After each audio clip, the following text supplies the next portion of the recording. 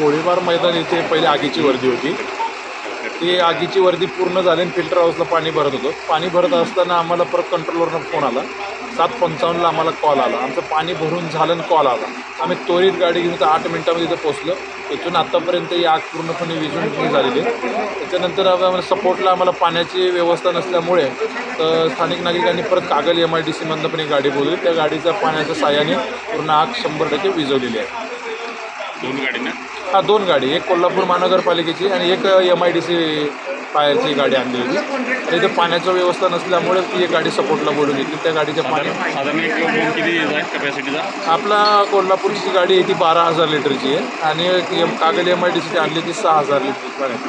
काय सगळं पाणी संपलं काय? सगळं पाणी संपलं. साधारण किती तास लागला वेळ? सगळं आपल्याला 1.5-2 तास लागले सगळे आग विझवायला, सगळी पूर्ण प्रोसेसला.